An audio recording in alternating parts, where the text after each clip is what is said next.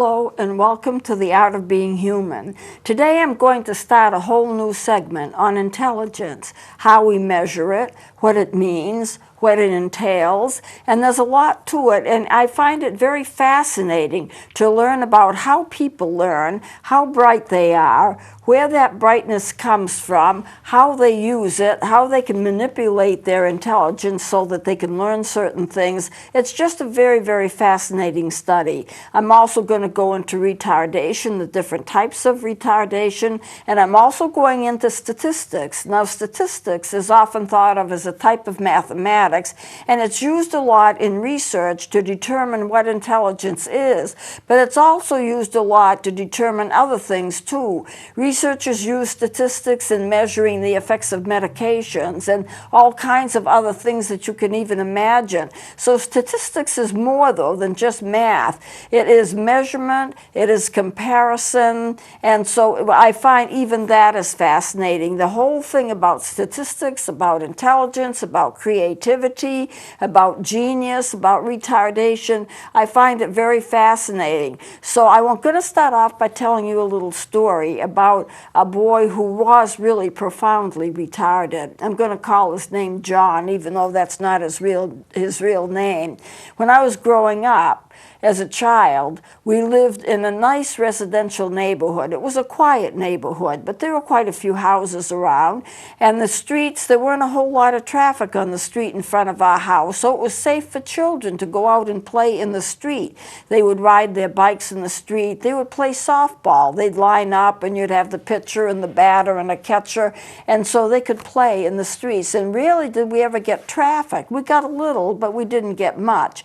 I wouldn't let a child do that today, but it was a nice, quiet residential neighborhood, and we could get away with that. Well, there was a family across the street from us that lived there for years. In fact, some of them still live there. Very, very nice family, all very, very brilliant. Some of them were doctors, some of them were dental assistants, some of them were teachers. They all had good professions, and they were very bright. There was one child in the family, though, that wasn't so bright. I'll call him John. He was profoundly retarded. So let me give you a couple of things that he used to do. Just to give you an example, I would say, if I were to guess now, I would say that his intelligence was about 30 or 20. I mean, he was profoundly retarded. He could not talk. He could make noises. He could understand simple commands like come, sit, go, something like that. But there's no such thing as having a conversation with him. He couldn't take care of himself at all. So what he would do, because we used to play softball out in the street, he would stand in the street and he would hold a bat like this.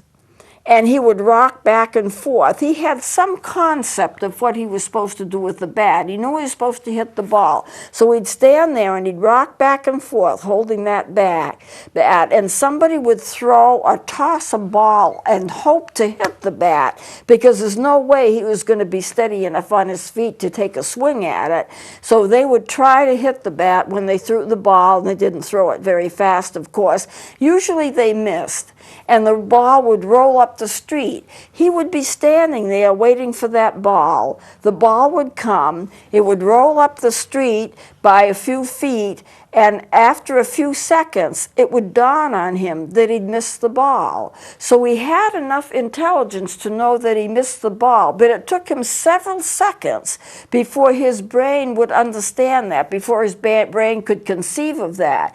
And when that happened, he would drop the bat, turn around, and head for where he thought the ball was. So you see, he wasn't so retarded that he didn't have some kind of a concept of the game, but he was never able to play it.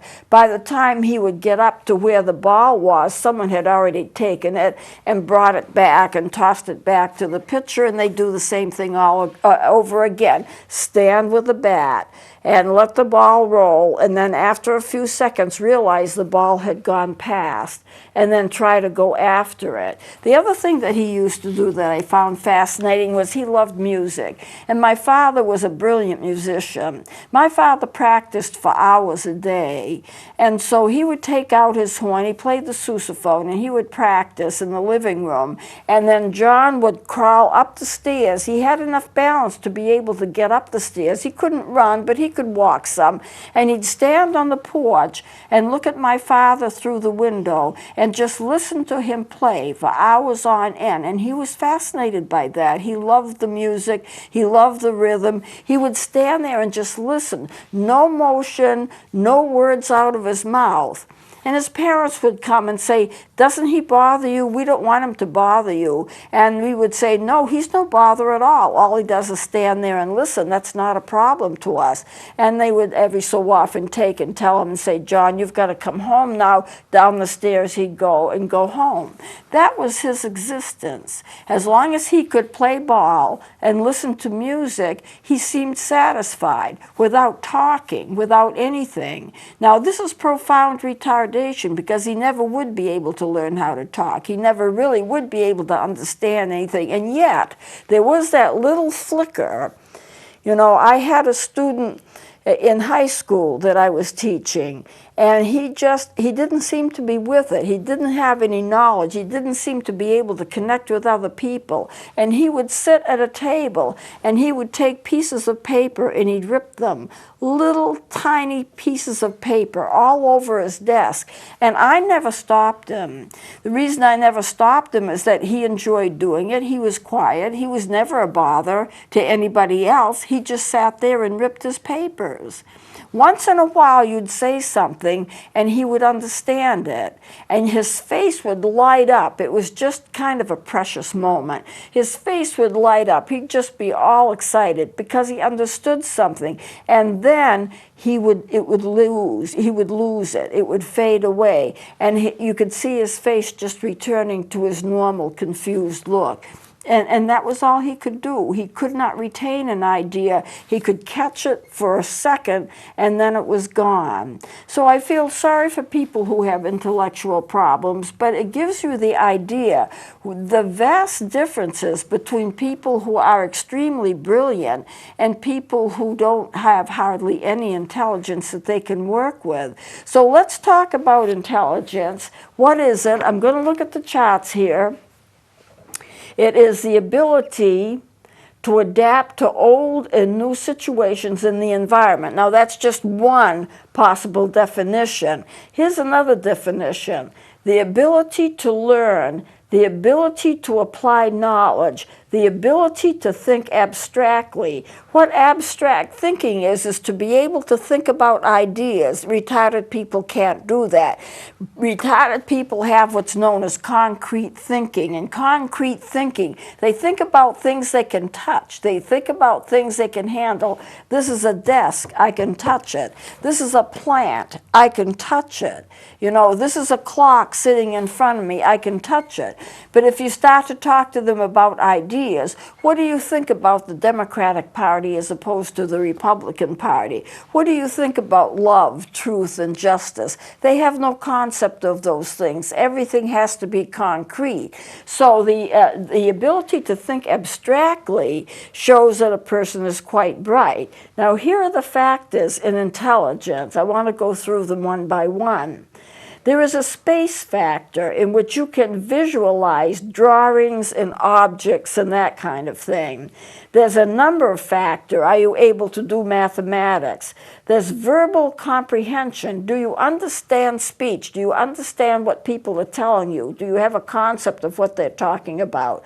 Do you have verbal fluency? Are you able to use words appropriately? Can you use words in different kinds of ways so it makes your thought process just something that people can understand? Memory is a part of it. Reasoning is a part of it. Perception is a part of it as well. Let me go on to the next page. Here is the classification of IQ as we understand it. Now, there are various tests to get this, and I'll explain those later. But IQ can go from very, very low, 50, 30, or whatever, to very high, around 200. There's a great range. So let's start at average. Average is right here, 90 to 109 or possibly 110, around there, is considered to be average. 100 would be perfectly average, so 109 is slightly above average, but we consider it a range. If I'm going to give an IQ test, I have to realize that the score may be 10 measures too high or 10 measures too low. So if I give a person an IQ test and they come out as being 100, their score is exactly normal, which is 100, then they may be anywhere from 90 to 110. There'll be a range there. And I may not be able to pick out the exact range, but that range is all right. It's still within the normal range, 100 being average, 100 being perfectly average. So 90 to 109 or 110, average. So then let's go to high intelligence and work back. 180 is genius. 180 and above is genius. There are some people that have about a 200 IQ. Einstein was probably 200 IQ. And then if you go down, 140 to 179 is very superior, very gifted. For most people, they might think of themselves as being genius if they're in this range. As a matter of fact, 160 on up is considered genius by some people, but 180 for sure. Then you have 120 to 139, very superior, that's superior, it's above average.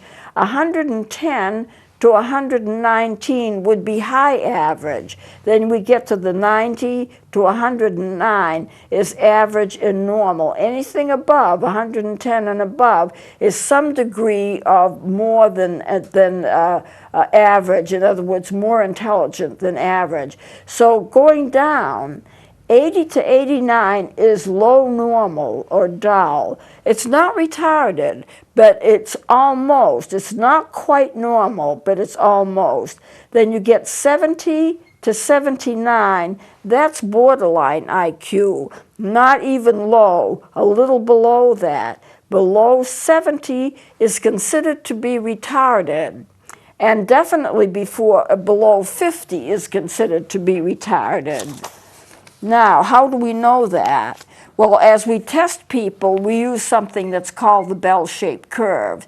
But we get a bell-shaped curve from something that's called the bar graph. So let me show you the bell-shaped curve. We all know what it's like. All kinds of research is done, and you always end up with a bell-shaped curve. It measures things. It's done with statistics, and statistics measures and compares things. Now, when I've taken courses in statistics, and I found it fascinating. I'm not a mathematician. I don't even like math. I don't do well with math at all. But statistics is a little different. And one of my professors said to me, Pat, don't think of statistics as being math. That's too confusing. Consider it to be logic. Logic, judgment, and comparisons. That's what statistics is. And it does use math, and it does have formulas, and they have their own language. You've got the means, you've got the medians, you've got the standard deviations, you've got formulas, just like mathematical formulas. But it measures things, and it compares things. So all the formulas and the mathematics that are involved with them are more like logic and measurement than they are just mathematical things that you can have. So that is the bell-shaped curve. How do you get it? Well, supposing, this is just an example. Supposing I want to measure people in terms of how tall they are. And I'm going to measure them, say, from 2 feet up to 8 feet. So I have a group of people, all kinds of people, and I want to know how tall they are, and I measure them. Are we going to have many people that are 2 feet tall? No. Are we going to have many people who are 8 feet tall? No. Where are they going to range? Probably about 5 feet to 6 feet. So let's look at this bar graph. This is known as a bar graph. And I'm going to be measuring people in terms of what they have for height, let's say, because that's just the example that I'm using. Most people that I measure for height are going to be 5 feet. We put them in the middle. There's going to be more of them than anybody else. Now, supposing we go to 6 feet, how many people are going to be 6 feet? Well, not as many people as are 5 feet. 6 feet is taller, but there aren't that many of them. So we put it on the graph, and it comes a little lower. Well, what about 7 feet? Well, there's going to be even fewer people that are 7 feet. That's really tall, so we put them here. 8 feet here, and so you have 5, 6, 7, 8. 5 feet the most, and then a little less for 6, a little less for 7, a little less for 8.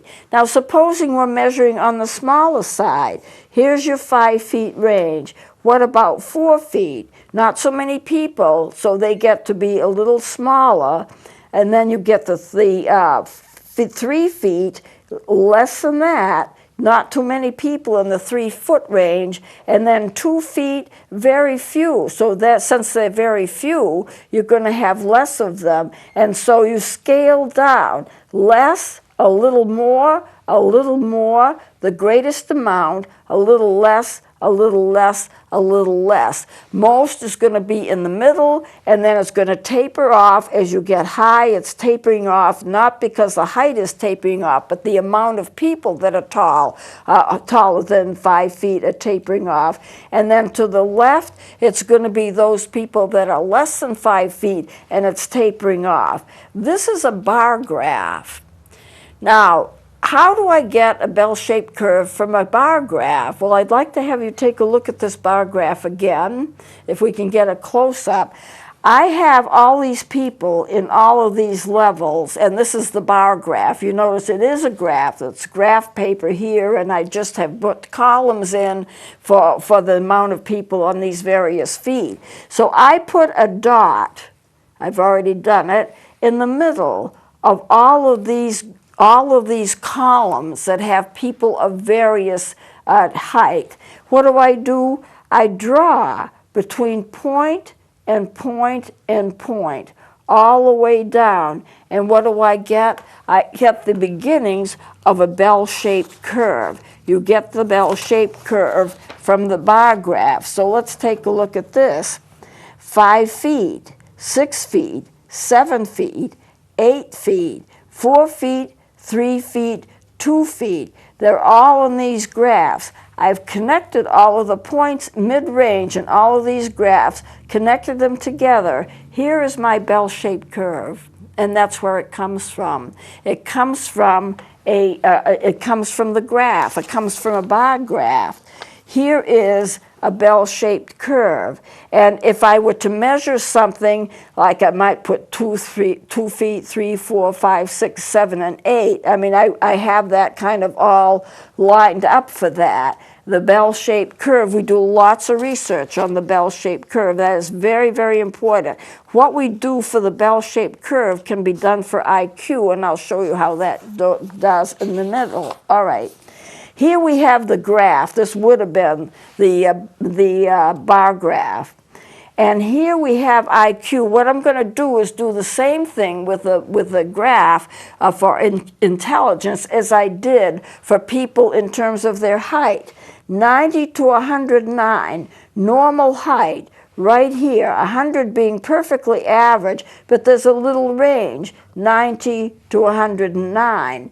Then you get 119 up here, but it's going to fall a little lower. 120 to 139, a little lower. 140, which is very, very superior, a little lower, not that many people. Then if you take toward the retardation or the slower end of the scale, 80 to 89 right here, 70 to 79 in this part of the scale, below 70 right here, and 50 is considered to be definite retardation. Well, 70 is too, but they do measure down to 50. So here we have the bell-shaped curve. 50 IQ, 70, 80, 90, 100, 110, 20, 130, and 140. A number of people ranging on part of the curve. You can tell how many there are. only 3% are below 70, 6% are 70 to 79, 15% of the population 80 to 89. Then you have 46% that are average IQ 90 to 109, 18% up to 119, 11% up to 139, and only 1% 140 above. But you can see how we would do that. We would graph that out and get a bar graph, then put that all together, up together, and you get your bell-shaped curve, and this is where it comes from. Okay, so what I want to do now, well, you know what, we only have a few minutes left, so maybe I should stop it here, and I'll just make a couple of comments, and I'll continue with this in the next segment. You know, we're very concerned about IQ, we're very concerned about intelligence, and people tend to judge themselves as to how bright they are. But people make mistakes. There are some people who are very bright, but they can't show it because they have learning disabilities. There are people who can't perceive things right, and their IQ is very bright. Having a learning disability does not mean that you're not very bright. The problem is to measure it. When we use tests to measure IQ, and we do it all the time, I've done it myself, we have to use our common sense. But we have to realize that if a person has a traumatic brain injury, or if they have PTSD, or if they have something that affects their thinking, they may not be able to score as high on a test as what would normally be. So should we use the test? Yes, we should, because they give us an indication. I mean, I'm not going to base my judgment on a person based upon one score from an IQ test. Obviously not. There are so many other things that to be considered. What are they good at? There are so many different types of intelligence. You have to stop to think. Some people are artistic. Some people are mathematical. Some people like mechanical things. Some people like reading. There's all different kinds of intelligence, and we have to measure it all in order to be able to get a good sampling of what a person is like and how bright they really are. I don't think we should not use the tests. I think we should use them, but I think we should use them with some common sense. And the tests that you give have to be reliable, and they have to be certifiable. They have to be accurate. They have to be reliable. They have to test what they're supposed to test, and you have to know that. So before tests are given and before they're allowed on the market, they have tests that they take themselves. They do research on certain tests to make sure that they test what they are supposed to test and that they are accurate enough. So we can get a fairly good grasp of what a person really is like IQ-wise, but we wouldn't let anybody that doesn't have the skill and the knowledge and training use one of these tests because there's just so many variables. So I wouldn't be afraid of the test, but I think it's important that you understand how it works so you know how we get IQ gradings. We're going on next time to talk about retardation and genius and creativity. So we'll close it here. Please join me next time.